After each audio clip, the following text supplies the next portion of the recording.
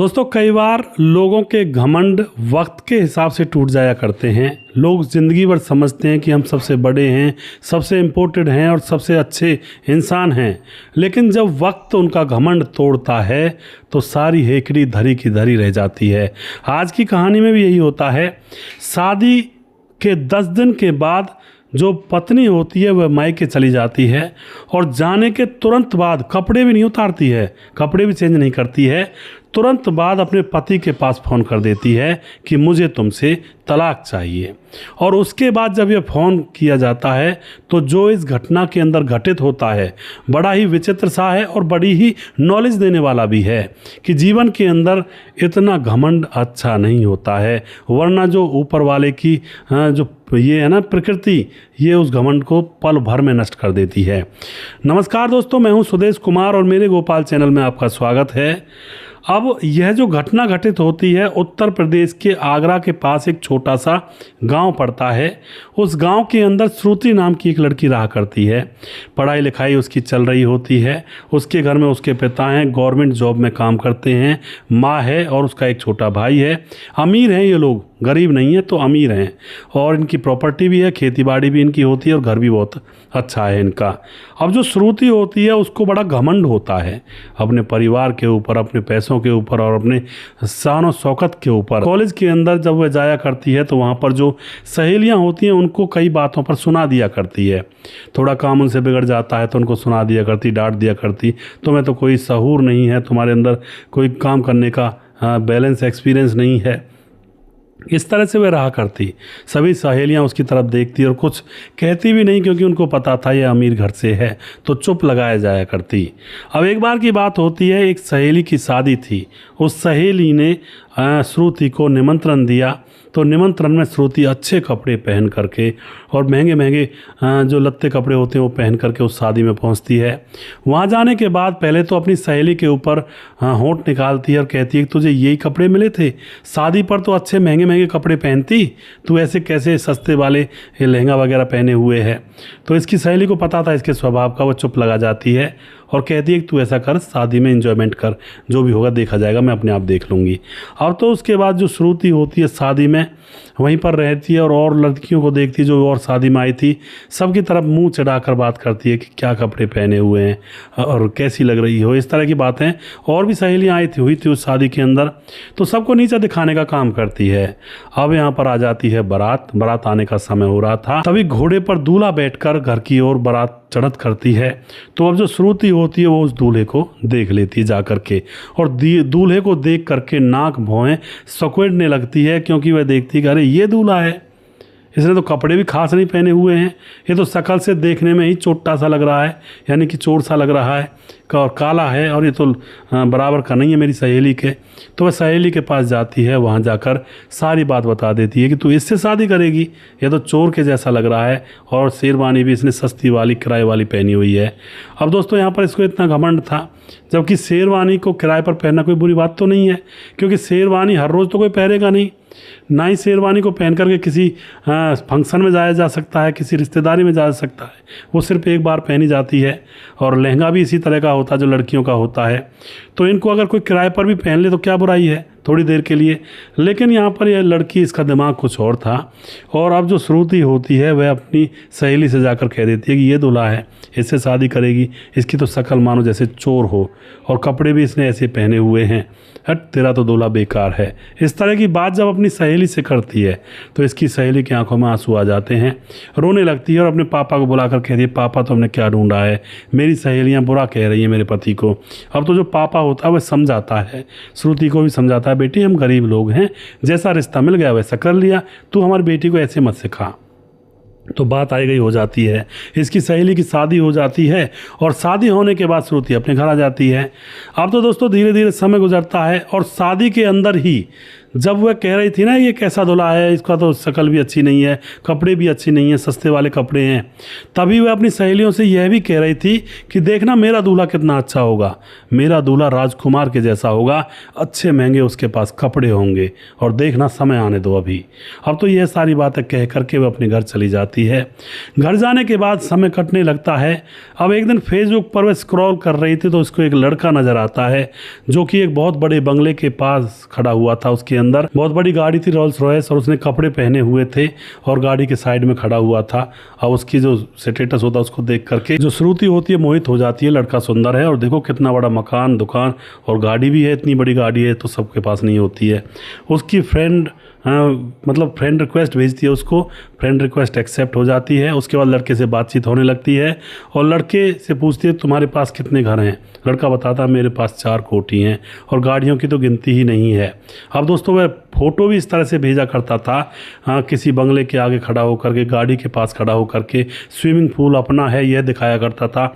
इस तरह से उसके फ़ोटो उसकी आईडी पर पड़े हुए थे। अब तो इन चीज़ों को देखकर लड़की उसके ऊपर मोहित हो जाती है और प्यार से मीठी मीठी बातें करने लगती है और दोनों को एक दूसरे से प्यार हो जाता है।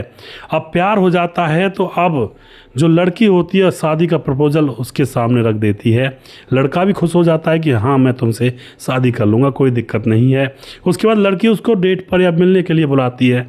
तो दोस्तों जैसे मिलने के लिए इस कॉफ़ी कैफ़े में बुलाती है लड़की, तो लड़का जिसके पास रोल्स रॉयस और रेंज रोवर वगैरह बड़ी बड़ी गाड़ियां हैं, स्विमिंग पूल भी अपना है, कोठियां 4 हैं और बड़ी बड़ी कोठियां हैं, वह लड़का ऑटो से आकर रुकता है। यह बात देख करके जो श्रुति होती है उसका माथा ठिनक जाता है। एकदम से कहती है तुम ऑटो से क्यों आए हो, तुमने तो कहा था हमारे साथ पास बड़ी बड़ी गाड़ियां हैं। अब लड़का कहता है कि अरे हाँ मैं गाड़ी से ही निकला था, रेंज रोवर से निकला था, रास्ते में वो पंचर हो गई और मैंने ड्राइवर से कहा कि तुम ऐसा करो इसमें पंचर लगवा कर घर ले जाओ, मुझे कहीं ज़रूरी जाना है, और मैं गाड़ी को ड्राइवर को देकर आ गया और ऑटो में बैठ कर आ गया। अब तो यह बात श्रुति को बहुत अच्छी लगती है कि भाई कितना डाउन टू अर्थ लड़का है, इतना अमीर होने के बाद भी रिक्शे में आ गया है, लेकिन अमीरी का बिल्कुल भी घमंड नहीं है।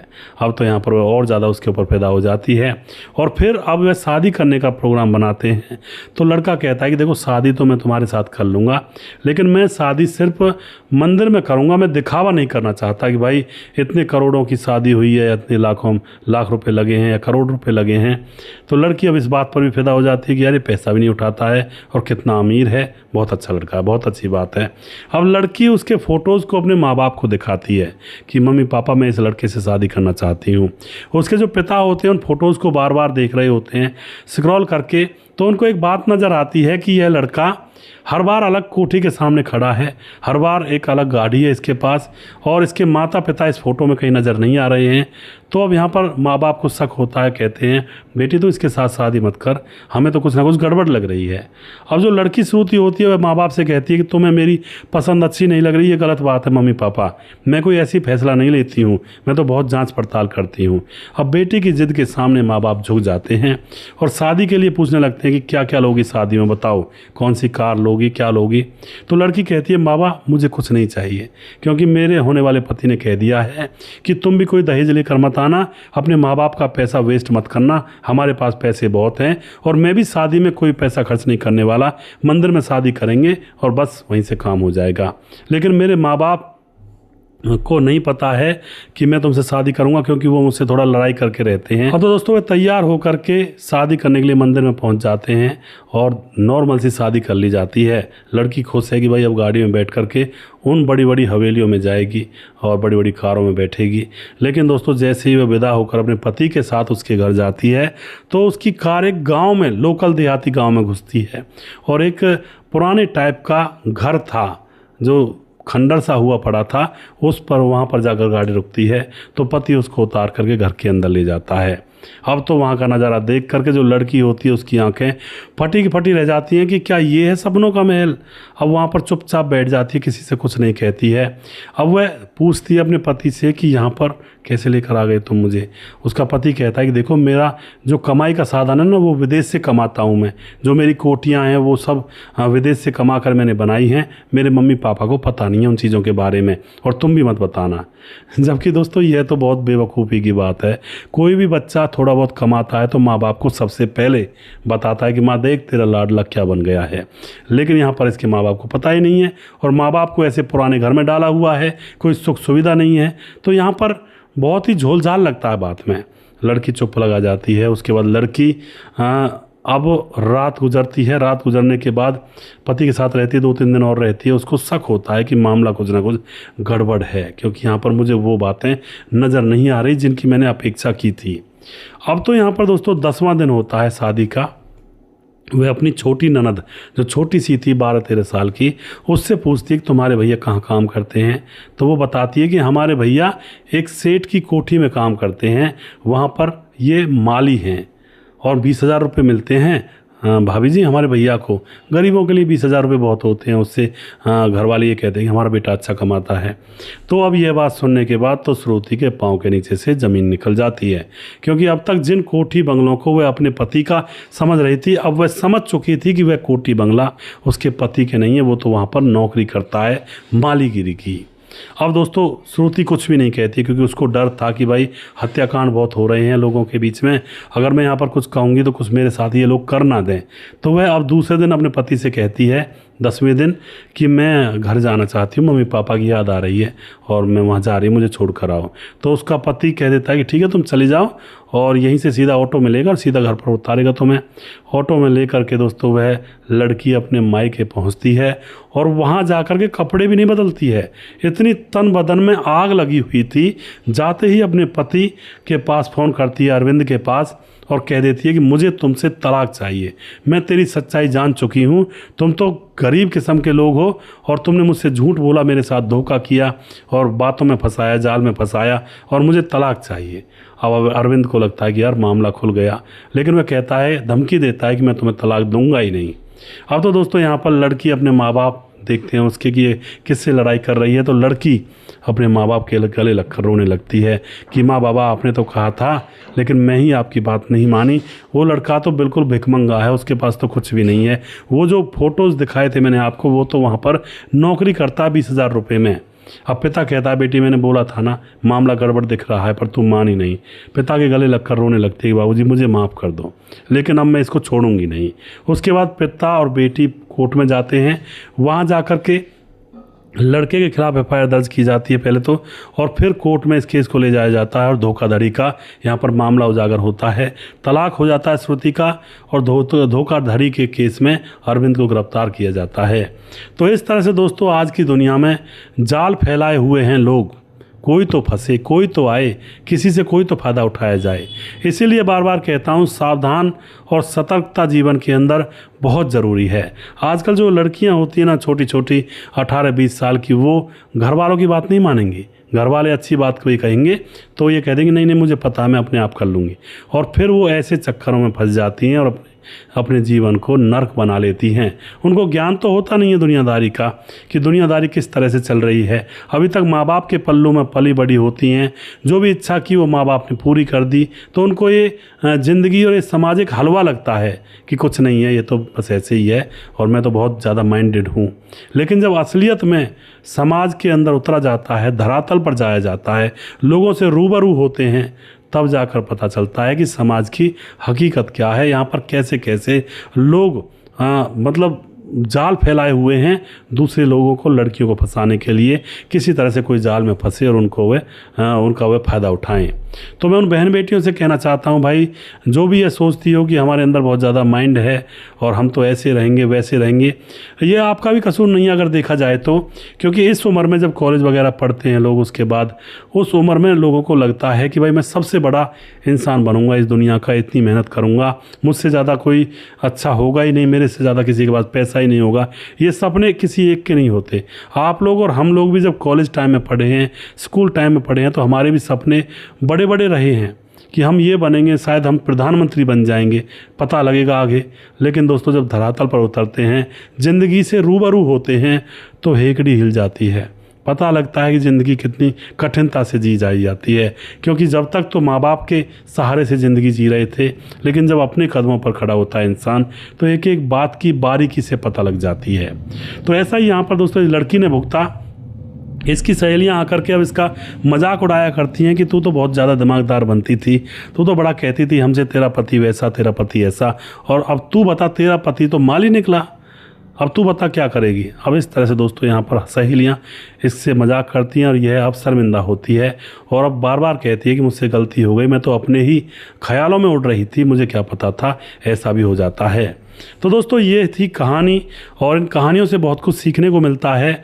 उन बच्चियों को, बेटियों को मैं कहना चाहूँगा, बहनों को कहना चाहूँगा, भाई आँख मूंद कर किसी के ऊपर विश्वास ना करें, वरना ज़िंदगी के कहते हैं ना ज़िंदगी की वट लग जाती है, वाट 1 मिनट के अंदर। तो ज़िंदगी को ऐसे ही हल्के में ना लें। वीडियो के लास्ट में कुछ भाइयों के नाम लेना चाहूँगा जो भाई हमारे वीडियोस को देखते हैं और हमें खूब सपोर्ट करते हैं। हमारे साथ है मोहम्मद साहब और हमारे साथ है नरेंद्र कुमार जो कि कमेंट करते हैं राम राम भैया जी, और विजय पासवान कमेंट करते हैं, समाधान पाटिल कमेंट करते हैं, पंकज कुमार हैं, राम गुसाई और हरि नारायण बैरवा कमेंट करते हैं, जैनुद्दीन अंसारी कमेंट करते हैं, और उसके बाद अशोक कुमार कमेंट करते हैं, अजय देवनाथ कमेंट करते हैं, कल्याण सिंह लोधी कमेंट करते हैं, मुकेश कुमार यूपी से हैं और मोनू जैन हैं, मुनमुन श्रीवास्तव ये पहले ज़माने में होता था, राधे राधे जी, हाँ बिहार 28 से जो हॉरर स्टोरी है उसके बारे में बता रहे हैं मुनमुन जी। सुरेश राउत कमेंट करते हैं, सूरज डी अमर भाई जो कि फिजी से हमारे वीडियोस पर लगातार कमेंट करते हैं, और उसके बाद सुजीत कुमार कमेंट करते हैं, और संजीव कुमार हैं जो कि नेपाल से हैं, और दोस्तों उसके बाद प्रवीण वगैरह शिवपुरी से हैं, और उसके बाद हमारे साथ राधेश्याम शर्मा सिरसी जयपुर राजस्थान से हैं, राजकिशोर चौरसिया महाबलेश्वर महाराष्ट्र से हैं, और राब मोहम्मद यासीन लाहौर पाकिस्तान से हमारे वीडियोज़ पर लगातार कमेंट करते हैं। अगला वीडियो बहुत जल्दी फिर से लेकर आऊँगा दोस्तों, तब तक आप खुश रहें, सावधान रहें। जय हिंद, जय भारत।